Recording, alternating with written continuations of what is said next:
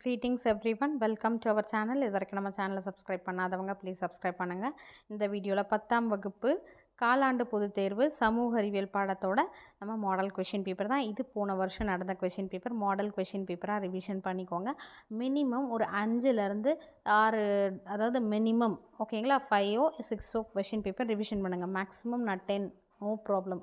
உங்களுக்கு கண்டிப்பாக நீங்கள் எத்தனை கொஷின் பேப்பர் ரிவிஷன் பண்ணுறீங்களோ அந்த அளவுக்கு நீங்கள் இந்த காலாண்டு தேர்வை ரொம்ப ஈஸியாக ஃபீல் பண்ணுவீங்க. ட்ரை பண்ணி பாருங்கள். உங்களுக்குள்ளே ஒரு ஐடியா வரும். அதே மாதிரி நீங்கள் ஓரல் டெஸ்ட் எழுதி பார்த்தீங்கன்னா நீங்கள் என்னென்னலாம் தப்பு பண்ணுறீங்க, எது படிக்கலை, எது படிச்சிருக்கீங்க, எது ஈஸியாக இருக்குது, எது டிஃபிகல்ட்டாக இருக்குன்றதை நீங்களே செல்ஃப் அனலைஸ் பண்ணுவீங்க. சரிங்களா? இது தமிழ் மீடியம்கான சேனல். இது நீங்கள் ப்ளீஸ் சப்போர்ட் பண்ணுங்கள், சப்ஸ்கிரைப் பண்ணிவிட்டு பாருங்கள். உங்களுக்கு என்ன மாதிரி, அதாவது மாடல் கொஷின் பேப்பர் வீடியோஸ் வேணுமா, இல்லை புக் பேக் எக்ஸசைஸ் வேணுமா, என்ன ஸ்டாண்டர்ட் அண்ட் தென் என்ன மாதிரி புக் பேக் எக்ஸசைஸ் வீடியோவா இல்லை மாடல் கொஷின் பேப்பர் வீடியோவான்னு சொல்லிட்டு நீங்கள் கமெண்ட் செக்ஷனில் போஸ்ட் பண்ணிங்கன்னா நான் அந்த வீடியோஸ் அப்லோட் பண்ணுறேன். ஸோ கண்டிப்பாக இது உங்களுக்கு யூஸ்ஃபுல்லாக இருக்கும்னு நினைக்கிறேன். உங்களுக்கு இந்த வீடியோ யூஸ்ஃபுல்லாக இருந்தால் ஒரு லைக் பட்டனை ப்ரெஸ் பண்ணுங்கள். இப்போ பார்த்தீங்கன்னா ஓவரால் 100 மார்க்ஸ். நான் சமூக அறிவியலை பொறுத்த வரைக்கும் எப்படி சொல்வேன்னா, வரலாறு, புவியியல், குடிமையியல், பொருளியலில் இருக்கக்கூடிய 1 மார்க்ஸை ஃபுல்லாக படிச்சுட்டுங்க. ஃபுல்லாக 1 மார்க்ஸ் நான் தரோவாயிட்டேன். செகண்ட் ஸ்டெப், வரலாறில் இருக்கக்கூடிய மேப் ஒர்க் பார்த்துருங்க. ஓகேங்களா? ஃபஸ்ட்டு வரலாறில் இருக்கக்கூடிய மேப், ஏன்னா அது கண்டிப்பாக ஒரு 5 மார்க்கில் வரும். அதுக்கு அடுத்தது காலக்கோடு முடிச்சிட்டேன், அது ஒரு 5 மார்க்கில் கவர் ஆகும். ஸோ 1 மார்க்ஸ் எல்லாத்துல இருக்க 1 மார்க்ஸு. அதுக்கு அடுத்தது காலக்கோடு, வரலாறில் இருக்கிற மேப் ஒர்க்கு. நெக்ஸ்ட்டு புவியியல் எடுத்துக்கிட்டிங்கன்னா அந்த 5 பாடத்தில் இருக்கக்கூடிய வேறுபடுத்துக, காரணம் கூறுக ஃபுல்லாகவே தரோவாயிடுங்க. வேறுபடுத்துக ஒரு லெசன்லேயும் மேக்ஸிமம் ஒரு 3 இருக்கும். அடுத்து கிவ் ரீசன்ஸ், அதாவது காரணம் கூறுக 2 இருக்கலாம், இல்லை 3 இருக்கலாம்.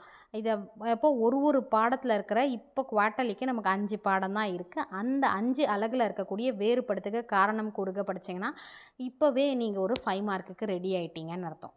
அதுக்கு அடுத்தது புவியியலில் இருக்கக்கூடிய மேப் ஒர்க். ஓகேங்களா? ஏன்னா வரலாறில் இருக்கக்கூடிய மேப் ஒர்க்கை 5 மார்க்கில் கேட்பாங்க.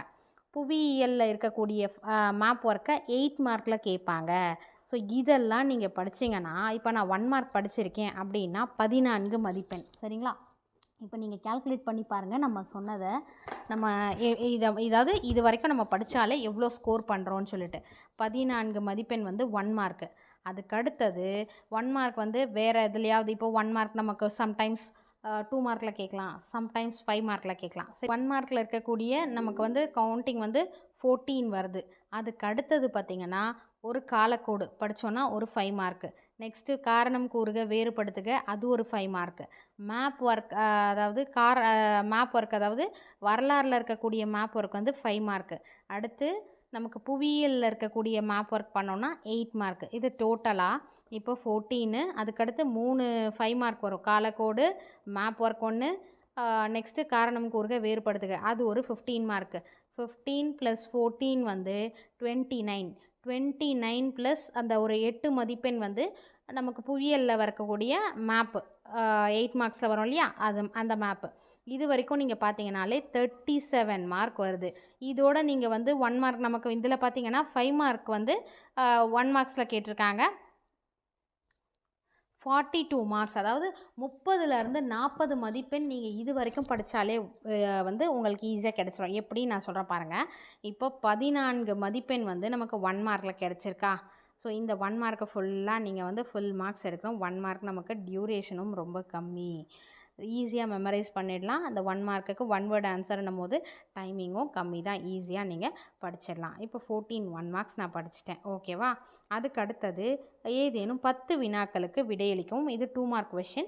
நம்ம இதெல்லாம் பார்த்திங்கன்னா இந்த டாலர் ஏகாதிபத்தியம்லாம் இம்பார்ட்டன்ட் கொஷின் வீடியோ பார்த்திங்கன்னா தெரியும் உங்களுக்கு. 10th ஸ்டாண்டர்ட் சமூக அறிவியல் இம்பார்ட்டன்ட் கொஷின் வீடியோ பாருங்கள்.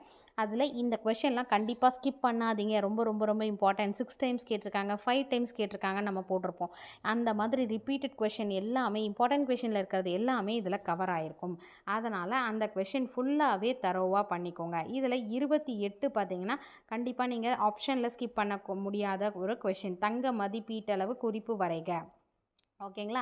வரலாறு, புவியியல், குடிமையியல், பொருளியலில் இருக்கக்கூடிய கொஷின்ஸு 2 மார்க் கொஷின்ஸ் கிளியராக எழுதிருங்க.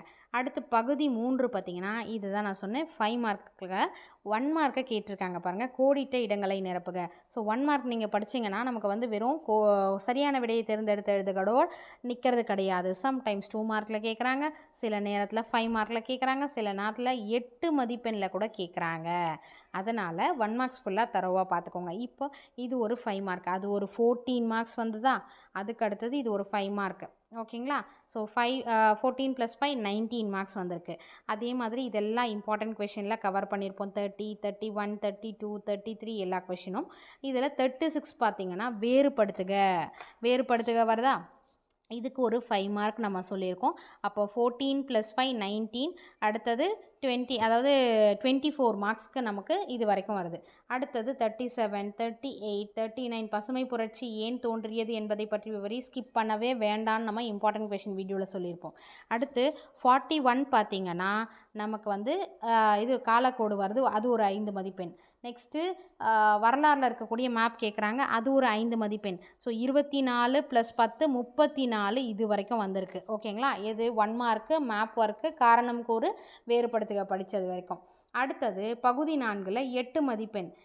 பெண்களின் மேம்பாட்டிற்கு 19ஆம் நூற்றாண்டு சீர்திருத்தவாதிகள் ஆற்றிய பணிகள் குறித்து கட்டுரையை வரைக அல்லது முதல் உலகப் போருக்கான முக்கிய காரணங்களை விவரி. 43 கொடுத்துருக்காங்க. 44 பார்த்தீங்கன்னா கீழ்கண்ட இடங்களை இந்திய வரைபடத்தில் குறிக்கவும். இது வந்து நமக்கு இதிலேருந்து கேட்டிருக்காங்க, புவியியல்லேருந்து கேட்டிருக்காங்க. சரிங்களா? ஸோ அது வரைக்கும் வந்து நமக்கு 34 மதிப்பெண் இல்லையா? அதுக்கு அடுத்தது இது ஒரு 8 மதிப்பெண், டோட்டலாக 42 மதிப்பெண் இது வரைக்கும் படித்தீங்கனாலே ரிமைனிங் இருக்கக்கூடிய இம்பார்ட்டன்ட் கொஷினும் ஃபைனலாக அது இருக்கிற பெண்டிங் கொஷின்ஸ் முடிச்சிங்கன்னா நீங்கள் தாராளமாக நல்ல மார்க் ஸ்கோர் பண்ணலாம். ஸோ கண்டிப்பாக above 90 நீங்கள் எல்லாமே ஸ்கிப் பண்ணாமல் படிங்க. ஓகேங்களா? நம்ம சொன்ன கொஷின்ஸ் எதுவுமே ஸ்கிப் பண்ணாமல் படிங்க, நல்ல மார்க் ஸ்கோர் பண்ணுவீங்க. இந்த வீடியோ உங்களுக்கு யூஸ்ஃபுல்லாக இருந்தால் லைக் பண்ணுங்கள், உங்கள் ஃப்ரெண்ட்ஸ்க்கு ஷேர் பண்ணுங்கள், சப்போர்ட் பண்ணுங்கள். Thank you for your support. Thanks for வாட்சிங்.